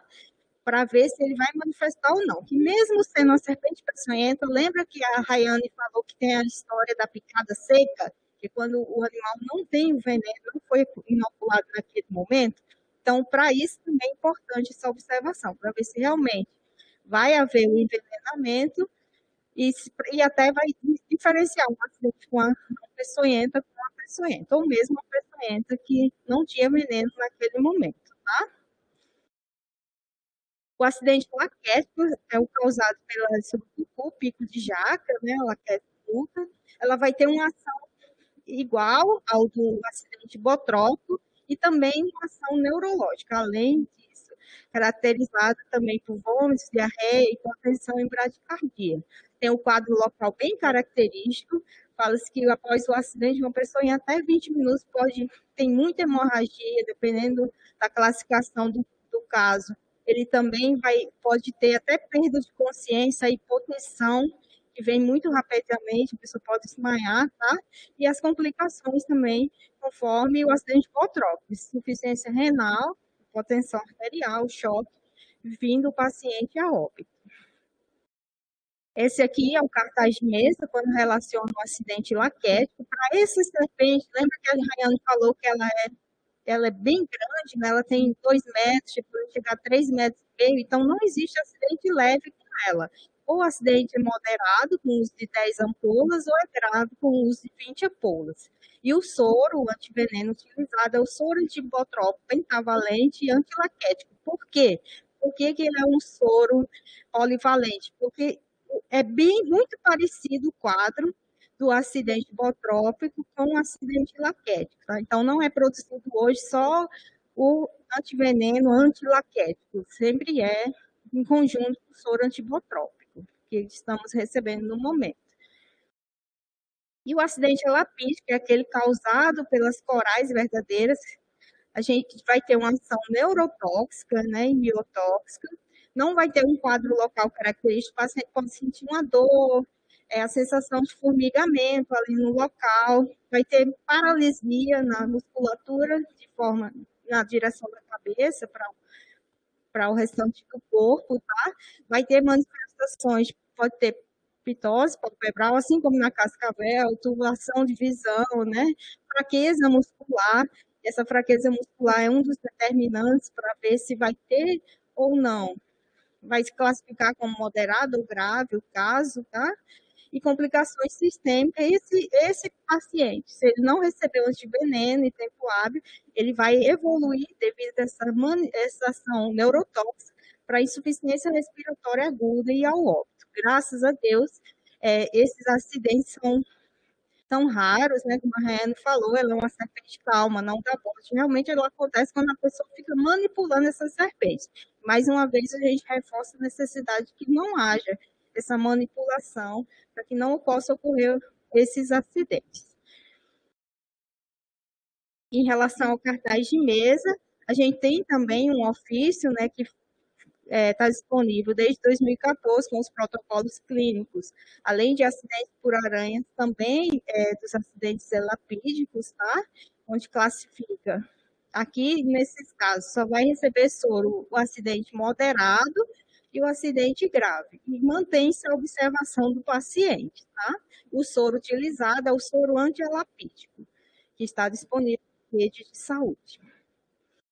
E falando um pouco da situação epidemiológica desses acidentes no estado do Tocantins. O estado do Tocantins, a gente está localizado na região norte, né, na Amazônia Legal. Nós temos uma vegetação predominante de cerrado e transição de Amazônia. Vou até colocar aqui. Como a Rayane bem falou, né, a gente tem alguns municípios que têm o bioma Amazônia, e são nesses municípios onde a gente pode encontrar a Lacus multa, né, que é a nossa surucucu, picos de jaca. Nos demais, não acredita, né, que vai encontrar. Então, isso aqui, para quem, por exemplo, faz pedido de soro antiveneno. Tem gente aqui de baixo, do sul, do sudeste, querendo receber soro antibotrópico, antilaquético, para os acidentes por surucucu, sendo que ela só vai ocorrer nessa regiãozinha aqui azul, né, onde tem a mata amazônica. Então, não é disponibilizado. No máximo, a gente vai disponibilizar ele se a gente não tiver o soro antibotrópico para esses municípios, como já aconteceu. Mas a gente não disponibiliza o soro antibotrópico e antilaquético para outras regiões aqui, tá bom? A extensão, né, é 277.721 quilômetros quadrados, nós temos 139 municípios, uma população de quase 1.600.000 habitantes, né, e uma população indígena estimada de 14.000 e alguns habitantes, né, no nosso estado. O ofidismo no Brasil, eu trouxe alguns dados aqui só para a gente comparar em relação ao Tocantins, né? Em média, né, quando a gente pega os dados disponíveis do Ministério da Saúde de 2016 e 2020, que estão no site deles, a gente tem uma média de 29.447 casos de acidentes ao ano. A região norte, seguida da nordeste, são as que mais registram acidentes por serpentes. E na região norte, onde nós estamos, o Tocantins é o terceiro estado que mais notifica acidentes por serpentes. A população mais atingida por esses acidentes é a da zona rural, sexo masculino e faixa etária economicamente ativa, ali de 20 a uns 54 anos, e o acidente predominante no Brasil é o acidente botrópico, que são por jararacas. Eu consegui alguns dados em relação à incidência, né, de casos no Brasil, cerca de 13,3 acidentes por 100 mil habitantes, e uma letalidade estimada de 0,44. Tá? E no Tocantins, né, a gente tem o agravo, acidentes de animais peçonhentos, dentre aquelas várias doenças e agravos que são notificados no nosso sistema de informação. Esse agravo acidente por mais peçonhento é o quarto mais notificado, entre todos que estão notificados no Tocantins. Em relação ao orfidismo, a gente tem uma média dos anos de 2016 a 2020, média de 899 casos de acidente por ano, uma incidência média, né, é de 55,9 acidentes por 100 mil habitantes. No caso, a gente dividiu a média de acidentes por ano, dividido pela população do Tocantins, vezes 100 mil, tá? E a letalidade que a gente encontrou de 0,27, nesse período aqui, 2016 a 2020.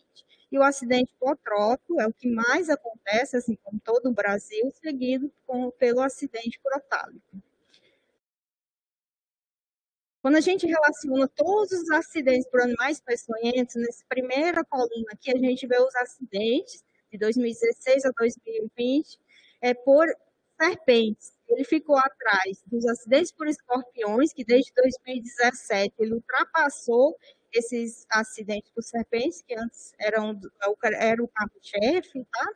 Mas também o serpente está em terceiro lugar, seguido do segundo, que são outros animais, onde aqui a gente notifica principalmente acidentes por arraias, marimbondos, tá? Os outros ficam abaixo dos acidentes por serpente. Em relação à proporção desses acidentes, nessa primeira coluna laranja, a gente vê os acidentes por animais peçonhentos ano a ano, e na coluna vermelha, os acidentes por serpente, a gente vê uma relação que em 2016 era de 30% de acidentes por serpente em relação a todos os acidentes por animais peçonhentos, e no período analisado, 2016 a 2020, ele está cerca de 20% desses acidentes. Como eu falei, os escorpiões, eles são o carro-chefe hoje dos nossos acidentes por animais peçonhentos. Em relação ao número de acidentes ocorridos por ano, a gente vê, né, que ele variou de 709 até 1037, o ano de 2019, e ele tem aumentado de 2018 até o ano passado, 2020. Mas sempre são bastante o número de acidentes. Em relação a esses acidentes, o gênero de serpente, a gente tem os acidentes por jararaca, né, que são as bótropes, 3.045 acidentes, seguidos dos acidentes crotalos, né, que são as cascavéis, seguidos dos acidentes corais verdadeiros, mas aqui eu faço uma ressalva que nós estamos trabalhando com dados secundários, então não necessariamente esse dado corresponde ao que realmente é, né, qual a serpente realmente ocasionou, assim como esses dados de acidentes por surucucu pico de jaca.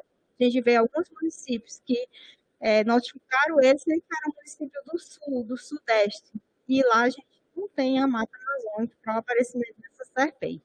Isso aqui, todos os dados que eu estou apresentando para vocês, é por município de ocorrência, tá? Então, assim, é onde o paciente se acidentou, é onde realmente esses animais estavam lá. A gente teve um número relativo, né, em relação às serpentes não peçonhentas, que são também registrados na ficha, e um número alto em relação às serpentes ignoradas. Como a gente puxou também por local de ocorrência, município de ocorrência, é um campo que a gente tem algumas dificuldades também de preenchimento nessas nossas fichas do SINAM, tá? Assim como na identificação das serpentes também.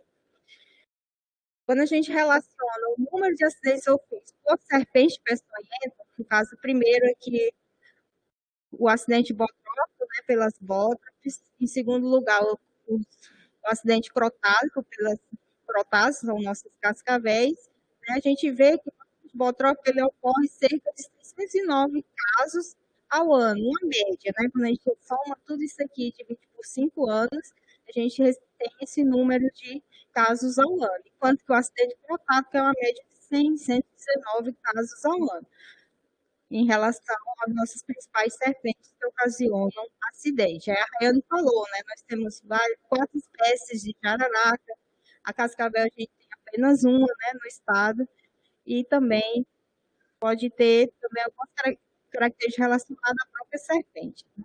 Que ela também muito bem explicou. Quando a gente faz a identificação do sexo, né, o número de acidentes ocorridos por serpentes peçonhentas, aqui eu já começo a trabalhar só aqueles dados das serpentes que foram classificadas ou como bótropes, ou como carpalos, ou como laqueses, ou como as corais, a gente vê que o maior número de acidentes aconteceu no sexo masculino, assim como lá na UFDIS no Brasil fala, isso não foge à regra, né? Os homens também podem estar mais expostos, trabalham em atividades mais expostas, os acidentes ocorrem mais na zona rural, então geralmente o homem está à frente, né, desses acidentes. E os acidentes em relação a raça das pessoas que se acidentaram, o estado Tocantins, predominantemente, ele já tem uma população mais declarada como parda. Então, 80% dos acidentes aconteceram na população parda. Eu queria chamar aqui a atenção em relação aos indígenas. A gente tem uma preocupação muito grande. Todo estado que tem população indígena, a gente se preocupa bastante em relação a essa população, pela vulnerabilidade, a proximidade delas, né, com esses animais. Então, a gente teve poucos acidentes e nesses últimos anos que a gente avaliou, a gente não teve óbito por indígena, tá? Que é 2016 a 2020. E teve alguns óbitos que foram declarados como sendo por serpente e indígenas. Esse ano mesmo nós tivemos 2 que a gente descartou em relação a ter sido ocorrido por serpente, tá? Quando a gente distribui esses acidentes por serpentes peçonhentas de acordo com a faixa etária do indivíduo acidentado, dos anos 2016 e 2020, a população mais atingida vai ser igual ao alfidismo no Brasil, de 20 até uns 59 anos, tá? Então, é a população ativa que é a mais atingida por esses acidentes. Até 19 anos, 24% da população, que seria daqui até aqui, enquanto quando a gente soma aqui de 20 a 59, a gente tem 64% desses acidentes ocorrendo nessa faixa etária. Em relação à zona de ocorrência, nesses anos que a gente está avaliando, a zona que mais ocorreu acidente foi na zona rural, 79% dos casos, né? Lá são onde as serpentes estão, são onde também as pessoas mais se expõem, né? Então, aqui, assim como no Brasil, de uma maneira geral, eles ocorrem mais na zona rural, mas também teve alguns casos na zona urbana. Em relação ao local da picada, esse aqui é um dado que eu gosto muito de apresentar para as equipes de saúde. Por quê? Sempre que vai uma empresa, ou de mineradora, alguma outra empresa de União, para algum município, as pessoas me ligam, Isa, está vindo essa empresa, vai ter muito acidente por serpente, eu preciso do soro. Aí eu pergunto, essa empresa tem lá um responsável pela segurança do trabalho dessas pessoas, que a gente não pode pensar que o acidente vai acontecer, a gente tem que lutar para conscientizar as pessoas para o uso de EPIs, para que esses acidentes não ocorram. Por quê? Aí vem essa análise desse dado aqui. Quando a gente avalia o local da picada, se a gente somar aqui, ó, mão, dedo da mão, isso aqui a gente usa uma luva, né? Uma luva de raspa, tem cuidado para não pegar em qualquer canto, de qualquer maneira, ficar colocando a mão em qualquer canto. Quando a gente junta aqui também, ó, perna, que seria relativa à canela, né, sem a coxa que está aqui, o pé, que é o local que mais teve o acidente, e o dedo do pé, quando a gente soma tudo isso aqui dá 95, 96% dos acidentes. Então, o dedo do pé, o pé e a perna, se você usar uma perneira, se você tiver cuidado ao caminhar, usar um sapato, né, um calçado que te proteja, então isso aqui mostra o tanto que o nosso EPI, o nosso cuidado, ele vai poder refletir na redução do número de acidentes, tá? Então, isso aqui é um dado muito importante que eu gosto bastante de apresentar em relação a isso. Quando a gente correlaciona o tempo decorrido entre a picada até o atendimento do paciente, o que é que a gente vê? Que até 3 horas, que é o ideal aqui, até 3 horas ainda é uma margem segura, a gente tem 65% das pessoas já na unidade sendo atendidas. Então, isso é muito bom. Quando a gente fez a distribuição dos municípios que iriam utilizar receber o antiveneno, um dos critérios é a questão do distanciamento, né, entre os municípios e aquele ponto de atendimento, mas também se fala que até 6 horas ainda tem como reverter aquele acidente, embora a gente já sabe que pode ter sequelas, outras coisas, que vai diminuir a qualidade de vida do paciente, que a gente não quer. Então, quanto antes, o ideal do ideal, até 1 hora, que ainda é seguro, de 1 a 3 horas, tá? Passou de 6 horas, o risco de óbito, aquelas sequelas, complicações, vai sempre estar aumentado. E a gente não quer que isso aconteça. Então, até 6 horas, quando a gente junta os nossos dados, tem até deu cerca de 83% dos nossos pacientes foram atendidos em até 6 horas. Então, ainda está tendo uma certa segurança no atendimento desses pacientes. A gente sabe que uma ou outra situação, às vezes não tem um carro para levar, às vezes a pessoa desmaiou, não tinha ninguém lá com ele para levá-lo, né? Uma outra situação, tá bom?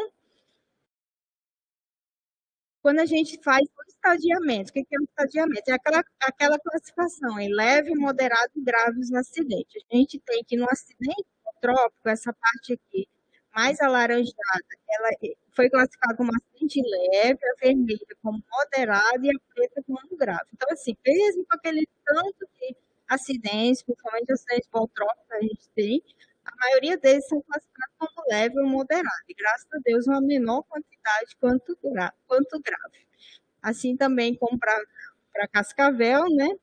Principalmente se juntar aqui leve e moderado, a quantidade é bem maior em relação ao grave. A gente sabe que uma maior gravidade é o maior risco desse paciente vir a óbito, principalmente se ele não receber o soro o quanto antes, tá bom?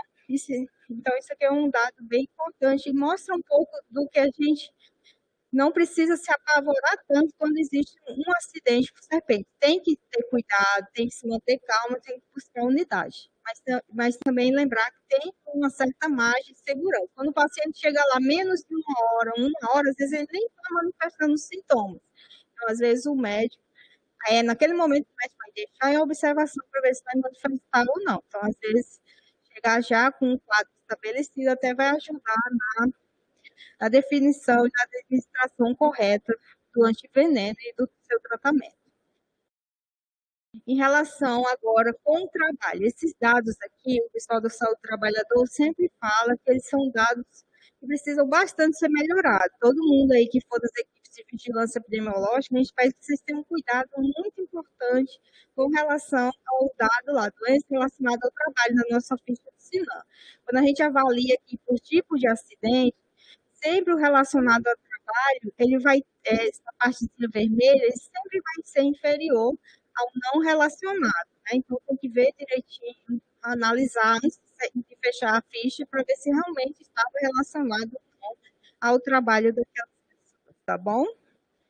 E a gente sabe também que o acidente ofídico, ele está bem caracterizado como um agravo, né, que tem aquela vínculo ocupacional, tá bom? Então, a gente pede esse cuidado de vocês na hora do encerramento dessas fichas. Em relação aos primeiros socorros, né, o que uma pessoa acidentada por serpente deve fazer? Então, tem que manter o acidentado calmo e hidratado. Calmo por quê? Quanto mais ele ficar agitado, ele sair correndo, ele vai movimentar aquele veneno no seu organismo e hidratado, que a gente fica, a maioria das espécies vai causar uma insuficiência renal. Então, a gente precisa hidratar esse paciente, tanto para evitar essa insuficiência, como para também ter a filtração de parte daquele veneno, tá? Lavar a ferida com água e sabão, desde que isso aqui não atrase a sua ida até a unidade de saúde.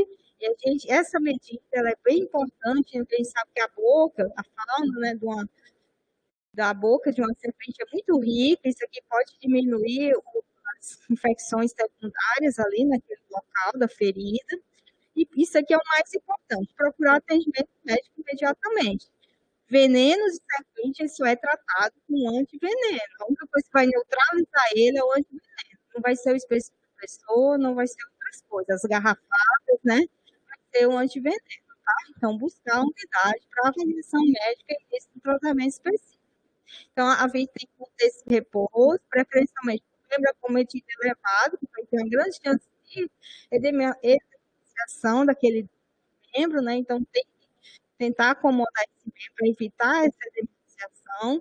Se for em extremidade essa ferida, recomendar, né? Tirar acessórios, se for aliança, tira. Se tiver alguma coisa na pulseira, tira, porque aquilo ali pode depois, se você não conseguir tirar e também funcionar tipo um torniquete ali naquela extremidade. Então, tira o quanto antes todo tipo de acessório para evitar, né, piora do quadro clínico ali. Não fazer torniquete, porque vai comprometer a circulação, aquela ideia de que o veneno, eu vou fazer o torniquete para que o veneno não circule pelo corpo. E aquilo ali, dependendo do veneno, ele vai causar um dano muito maior se ele ficar ali concentrado do que ele ficar circulando no organismo, tá? corte ou aplicar qualquer tipo de substância, isso aqui vai, de maneira nenhuma, vai tirar o veneno e vai fazer o quê? Facilitar o maior risco de infecção, né? Vai contaminar a ferida, vai criar novos locais para que haja uma infecção ali naquele local, mais do que já iria acontecer.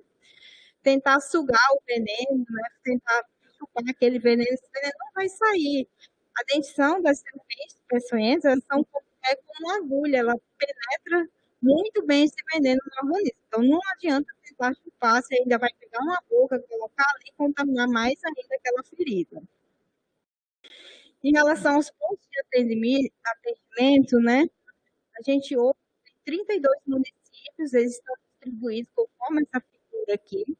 A gente, a partir de 2017, a gente realizou várias reuniões com as comissões entre gestores bipartidos, né, Estado, com municípios, gestores municipais, para a gente distribuir esses pontos de atendimento. A partir de 2017, a gente teve uma queda muito grande na produção de antiveneno e também houve necessidade do racionamento, né, que estava sendo distribuído, às vezes não havia esse controle, mas também no Brasil, os laboratórios produtores reduziram essa produção. Tá? Então, tem mês que a gente está recebendo bastante, tem mês que a gente tem uma queda muito grande no recebimento que vem via Ministério, então a gente precisou fazer essa distribuição, elencar alguns municípios que estariam recebendo esses foros. A gente tem no site da Secretaria de Saúde uma lista dos hospitais, seus telefones, quais os municípios que eles estão localizados, tá? Que é muito importante que isso seja divulgado junto às secretarias municipais de saúde, junto à população, para elas saberem. E no seu município você precisa entender, né? Eu não recebo, mas qual é a minha referência? Para onde o paciente vai ser encaminhado? Então, isso tem que estar bastante claro para não atrasar o atendimento daquele paciente. Eu queria falar para vocês que a gente deixou uma lista de frequência, vou colocar aqui de novo para vocês. Eu quero trazer uma boa notícia, mas ainda não trouxe eles aqui. A gente, Secretaria de Saúde, junto com a Rayane, né, do Batalhão da Polícia Militar Ambiental, a gente está finalizando uns casos que a gente fala bastante sobre essa questão, tanto do acidente, da preservação do acidente, qual a importância dela, o que cada acidente causa, tá, nos pacientes. Então, daqui a uns dias, eu imagino, acredito que até quarta ou quinta a gente consiga finalizar essas artes e deixar à disposição para vocês. Quem sabe que hoje é o nosso principal instrumento de conscientização das pessoas, são essas mídias digitais que podem ser distribuídas via celular, né? Então, a gente vai estar distribuindo esse material para vocês. Eu vi que alguém perguntou aqui, vai disponibilizar esses cartazes? A gente conseguiu, Adriana, fazer esses cartazes quando fizemos e distribuímos nas unidades de saúde que recebem o soro de veneno, tá? Porque lá o médico tem um médico que vai fazer vai receber o paciente, vai estagiar e vai tentar identificar qual acidente foi ocasionado ali para ver qual que é o uso do soro. A gente tinha poucos para distribuir, a prioridade foram as unidades de saúde. E a arte, a gente tem ela, a gente vai só tentar fazer uma nova adequação e logo que possível a gente vai tentar também fazer a disponibilização dele virtual, tá? Ela foi em 2018 que fizemos essa arte, igual a colega está falando, não recebi. Era para estar na unidade lá disponível para todos os médicos. Se não está mais tão disponível, a gente vai tentar repor, a gente tem ela a arte virtual mesmo para estar disponibilizando, tá bom? Alguém tem alguma dúvida? Todos assinaram a lista de frequência. Eu quero reforçar que essa lista de frequência é muito importante para a gente saber quem que estava aqui. Vocês vão lá no chat, tem Isa e tem a lista de frequência que a gente pede que vocês entrem nesse link e assinem. Se pela sua entrada mais de uma pessoa está tendo acesso por um acesso só, a gente pede que seja disponibilizado esse link e seja assinado até umas 5h30 que a gente vai considerar, tá bom? Eu trouxe aqui a referência bibliográfica. E eu quero reforçar novamente o nosso catálogo de vigilância epidemiológica. A gente tem um catálogo via Google Drive que a gente coloca à disposição todo o material que nós temos, desde animais peçonhenses, leptospirose, várias doenças da diretoria que eu trabalho. Então, assim, a gente tem lá acidentes por animais peçonhentos, essa web vai estar sendo gravada, quando ela estiver disponível, a gente vai jogar aqui dentro lá do acidentes por animais peçonhentos, na web sobre serpente, ela vai ficar à disposição para vocês, tá? Olharem, se repassarem para os seus colegas para estarem assistindo e se atualizando. E a gente pede também que fique sempre atento essas partes, que a gente tenta atualizar elas. E quando nossos cards estiverem prontos sobre serpentes, a gente vai também colocar aqui cards de serpente. Já tem cards de escorpiões, cards de abelhas, cards de arraias, né? Cards mais pessoais, vai ter um específico, uma pastinha sobre cards por serpentes, tá bom? Para vocês também fazerem a divulgação junto ao município de vocês. Se tiver mais alguma dúvida, a gente passou um pouquinho do tempo, a gente pede desculpa, mas é muita coisa para a gente passar, a gente pede desculpa um pouco também da correria, mas a gente quer agradecer, a gente espera ter conseguido conscientizar vocês, né? Para a gente ter esse olhar diferenciado, né, para o orfidismo no estado, ele é um agravo bastante importante, de grande relevância à saúde pública.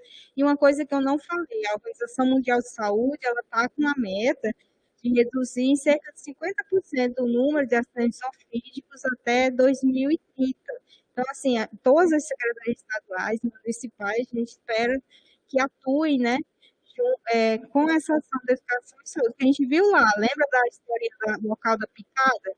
Muita coisa pode ser prevenida, o conhecimento, o respeito, né, quando você anda numa mata, como que você está se comportando, seja com o uso de OEPI, cuidado onde você está colocando sua mãozinha, seu pé. Então, isso aí tudo vai contribuir para a prevenção desses acidentes, tá bom? Eu queria abrir aqui um instantinho para a Marcele, ela é lá do grupo de vigilância hospitalar do HDT, ela quer fazer uma divulgação de um evento muito interessante que vai ter lá no HDT. Pode abrir até seu áudio, Marcele, por favor. Olá, gente, boa tarde. Obrigada pela oportunidade, Isa. Vou falar bem rapidinho. Oi, tá, pode falar. Tá conseguindo falar? Tá conseguindo ouvir? Ah, tá. Ela está divulgando, né, que vai ter, eu acho que é um simpósio, né? Escreve aí no chat, Marcelo, se você não conseguir falar, escreve no chat, ou então me manda no WhatsApp, que eu também coloco lá no meu status, tá? Para fazer a divulgação do evento de vocês, que é muito relevante.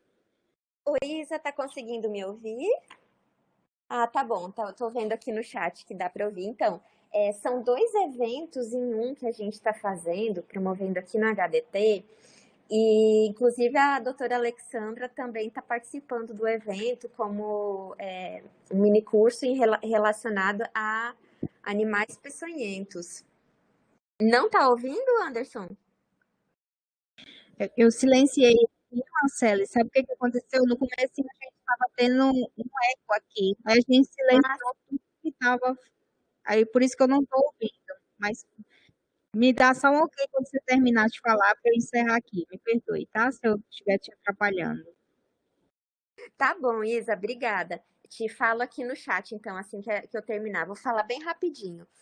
A gente está promovendo, então, 2 eventos em um, que é o segundo simpósio da região norte de doenças emergentes e reemergentes e o primeiro seminário de vigilância em saúde e segurança do paciente. Esses eventos, eles vão acontecer online do dia 19 a 21 de outubro. Além das palestras, que tem uma programação muito legal, inclusive com o doutor Ujivari, que fala da história das epidemias, né? Tem a doutora Elaine Capucho, tem o doutor Gunther, que fala sobre a questão da hanseníase. Enfim, tá um evento assim bastante. O doutor Neilton, que foi um dos fundadores do curso de medicina de Palmas. O Júlio, que é das leishmanioses do estado, o doutor Ebert. Então, assim, tá bem recheado, tá bem legal. E também é possível mandar resumos para publicação. Pode ser de relato de experiência, né? A gente sabe o tanto que dentro da linha de animais peçonhentos, dentro da vigilância mesmo, o tanto de experiências positivas que se tem que é possível divulgar, né? E além disso, a gente tem 12 minicursos com temas assim bem diversos, relacionados, né, à vigilância, à segurança do paciente também e a doenças emergentes e reemergentes. Então, a gente gostaria de convidar todos, né, para poder participar conosco e enviar seus relatos de experiência. Seria isso, então, Isa. Pronto, pessoal. Perdão aí, porque aqui a gente teve que fazer isso para eu não ouvir. Marcele, por favor, me manda no WhatsApp o seu evento também, para a gente ajudar a divulgar via WhatsApp nos grupos.